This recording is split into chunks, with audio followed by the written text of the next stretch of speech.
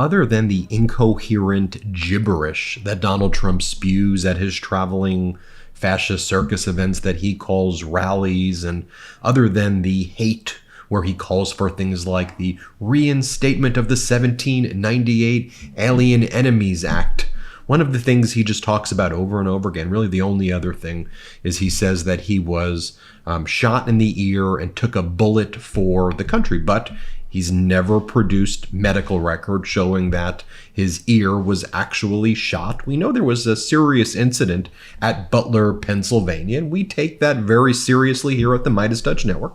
We condemn political violence in all of its forms and machinations. We also believe that if you're running for the highest office in the land like Donald Trump is, you should release your medical records to the public, especially if you're claiming that an AR-15 bullet hit your ear, but you are a magical healer, so all of a sudden, like a miracle, it went away. Especially where you're Donald Trump and the MAGA movement and you want to take away women's reproductive rights and also get access to their medical records and seize it so that you could cause grievous harm to women. I think you should maybe release your medical records. There was an incident, though, in the past few days. I'm sure you heard about Donald Trump's interview with Joe Rogan, but there's a point in that interview that's worth reflecting on in detail for its broader implications. You may have seen these memes right here, where during the interview, Joe Rogan asked Donald Trump to look at where the bullet hit his ear. Now, Joe Rogan's familiar with UFC. He's familiar with ear injuries.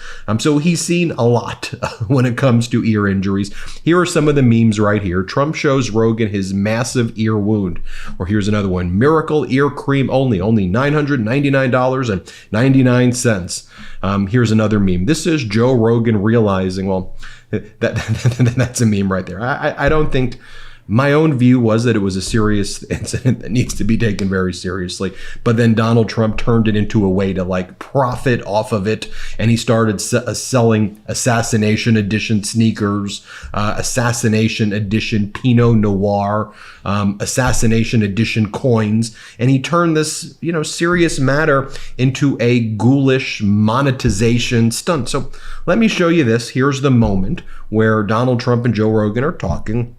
And Joe Rogan says, "Can I see where you were injured? Watch what goes down." Play the clip. He was a nice once guy. They shot you, I was like, he's got to come in here. It's all about timing. It's all about the timing. Timing's I think good. our timing's perfect. Do you even have a scar on your ear? You got anything on there? I do. What do we say? What do you got So, right over here. there? Oh, it's a tiny little See, mark. it zicked right there. Yeah. It healed up pretty fucking good. Well, it's pretty good. Yeah, it's little.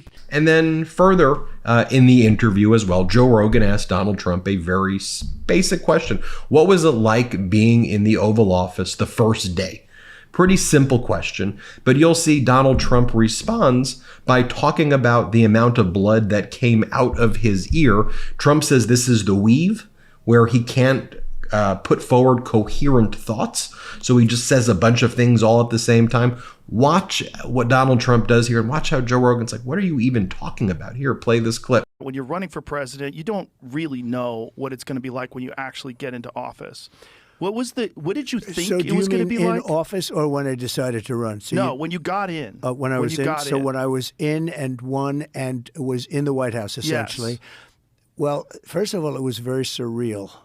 I would imagine. It's very interesting. When I got shot, it wasn't surreal. That should have been surreal. When I was laying on the ground, I knew exactly what was going on. I knew exactly where I was hit.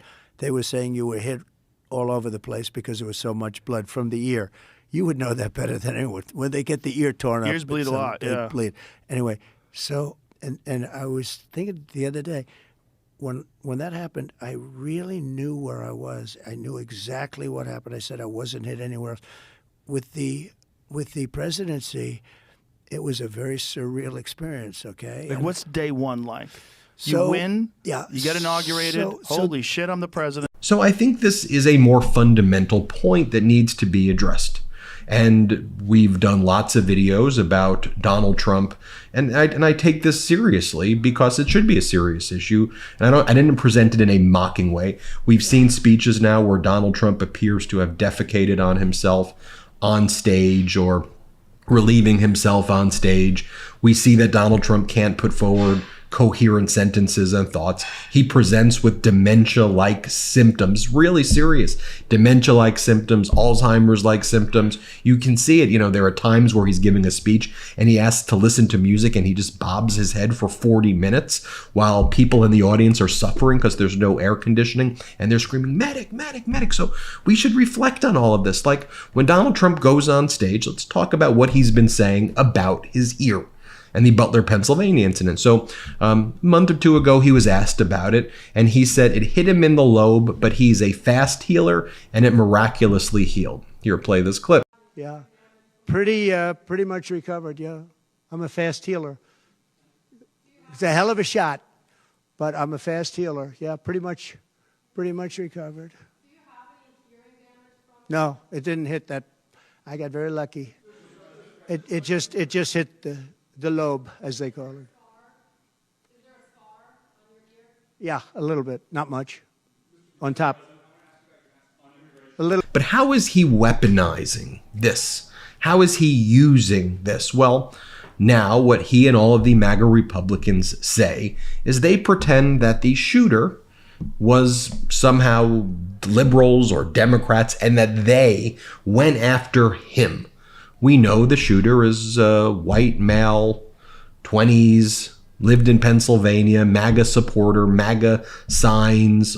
People in high school said that he was a MAGA guy. That was the shooter in Butler, Pennsylvania.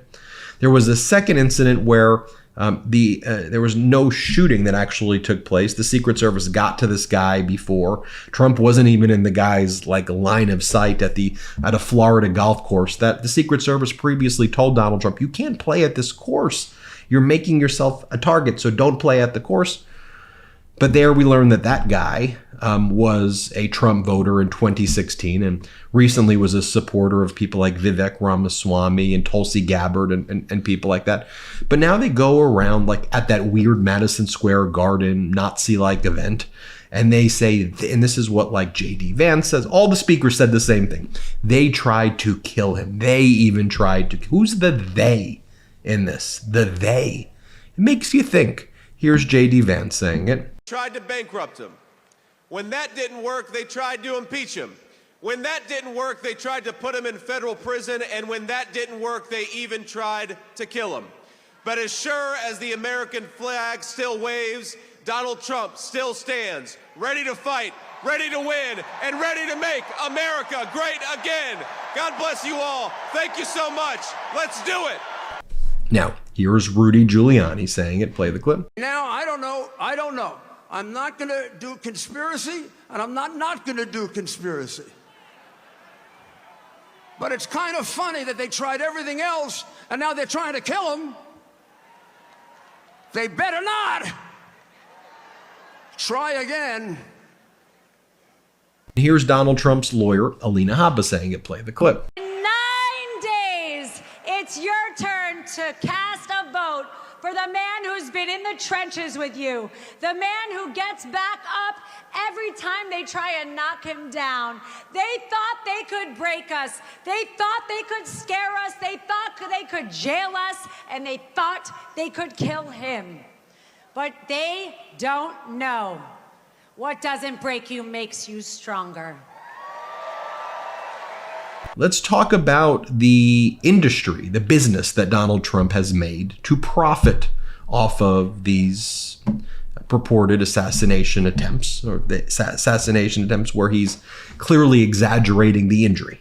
I think that's undisputed. If you're hit with a AR-15 bullet in your ear explodes. Okay, it's a big bullet.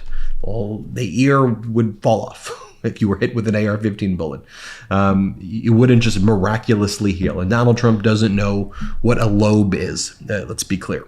But here's what he's selling. Just so you know, oh, well, Ben, you're saying he's selling sneakers? Well, yeah, here's the assassination edition sneakers that he's actually selling. This is at trumpsneakers.com. He's selling these for $299. There's other versions of this for $500. Assassination edition sneakers. Here's the assassination edition Pinot Noir. Assassination edition bulletproof .308 caliber whiskey glass mugs or shot glasses. the coins that he's selling, different types of coins, the assassination edition coins. But remember, even in 2015, when Donald Trump purported to release medical records, he released them from, of all types of doctors, a gastroenterologist by the name of Harold Bornstein, a gastro doctor that would deal with issues like Trump defecating on himself and relieving himself. But what it says is, I can unequivocally state that Donald Trump will be the healthiest person ever elected to the presidency, which we know is a ridiculous thing for anybody to say. Harold Bornstein later said that he actually didn't write the doctor's note, that Donald Trump wrote the note for him and signed Harold Bornstein, and Bornstein let Donald Trump get along with it. Harold Bornstein's no longer alive. He passed away under somewhat mysterious circumstances in 2021, but in 2018, Harold Bornstein went on MSNBC and said that Donald Trump had sent his bodyguard, Keith Schiller, to go and seize the medical records belonging to Trump from Bornstein's office. Bornstein describes it as Trump sent his thugs into my office and they took forcibly Trump's medical records from my office. Here's Bornstein explaining it in 2018. Play the clip. What exactly were they looking for? All his medical records, his pictures, anything they could find. We must have been here for 25 to 30 minutes. We created a lot of chaos. I couldn't believe anybody was making a big deal about a drug that's to grow his hair, which seemed to be so important. And it certainly is not a breach of medical trust to tell somebody they take Propecia to grow their hair. What's the matter with that? Finally, that brings me to a very important point that I want to make. I think it's important that we hear from and see from Donald Trump's own appointed FBI director, Christopher Wray. Christopher Wray was appointed by Donald Trump. Donald Trump had previously said that Christopher Wray is someone with impeccable credentials. He appointed Christopher Wray. Christopher Wray's been a Republican his entire life, okay? He's now still the FBI director. So there was a recent hearing, and Christopher Wray was asked about the shooting in Butler, Pennsylvania. And Christopher Wray says it's not clear that Trump was shot in the ear. Whether it was shrapnel or something else that hit his ear or something, it's not clear. Here's what Christopher Wray said. I think with respect to former President Trump, there's some question about whether or not it's a bullet or shrapnel that that hit his ear. So it's conceivable. Although, as I sit here right now, I don't know whether that bullet, in addition to causing the grazing, could have also landed somewhere else. But I believe we've accounted for all of the shots in the cartridges. So let us. Okay, so that's coming from Trump's own FBI director, a Republican. So how did Donald Trump respond to that? He reposts Tucker Carlson saying Christopher Wray is a liar and a criminal, and I hope that he is reading this. He's calling his own FBI director a liar and a criminal, and he's reposting it through Tucker Carlson to try to say, well, all I was doing was reposting Tucker Carlson. One of the other things that Donald Trump posted was a meme that basically says that Christopher Wray was in on the assassination attempt, that Christopher Wray was involved in doing it.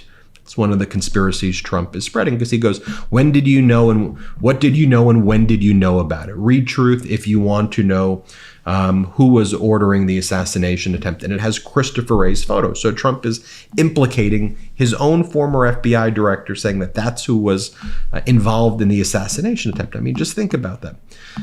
It's not unique to that, though. You then have all of Donald Trump's MAGA people in the House of Representatives, like Harriet Hageman. She's the one who took over the seat of Liz Cheney as the Republican Party went full MAGA. And she attacks Christopher Wray at all of these hearings. And again, Christopher Wray's a Republican, lifelong Republican, appointed by Trump. Watch this exchange. Let's play it. Mr. Wray, from the Twitter files, Missouri versus Biden disclosures, the Durham investigation and report, and exposure and collapse of the Russian collusion hoax, the American people fully understand that there is a two-tier justice system that has been weaponized to persecute people based on their political beliefs, and that you have personally worked to weaponize the FBI against conservatives. I asked Mr. Durham about this, to which he answered, I don't think that things can go too much further with the view that law enforcement, particularly the FBI or Department of Justice, runs a two-tiered system of justice. The nation can't stand under those circumstances. Director Wray, what are you prepared to do to reform federal law enforcement in a manner which earns back the trust of the American people? Well, first off, I would disagree with your characterization of the FBI and certainly your description of my own approach. The idea that I'm biased against conservatives seems somewhat insane to me, given my own personal background. As to how we are approaching our work of protecting the American people and upholding the Constitution, it starts with me having emphasized to all of our folks over and over and over again in everything we do that we need to do the right thing in the right way, and that means following the facts wherever they lead, no matter who likes it.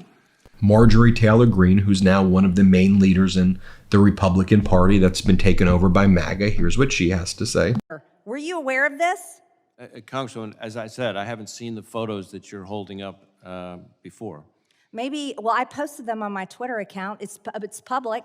You know, maybe I don't you guys spend a lot of time on Twitter. Well, you know, oh, I'm sure you do, because the Department of Homeland Security, organized with other offices, has censored many Americans, including myself. I'm not part of the Department of Homeland Security. Right, Mr. Wray, you should be interested in investigating terrorism, and this. And here is Victoria Spars, a MAGA congresswoman as well. Here's her interaction with Christopher Wray. You started out as an AUSA, and I'm getting this information from Wikipedia, the great font of knowledge in the digital age, and so I'm assuming that it's true, but you started out as an AUSA.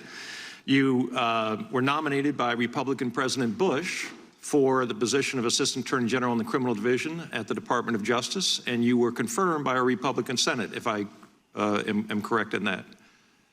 Yes, by unanimous voice vote.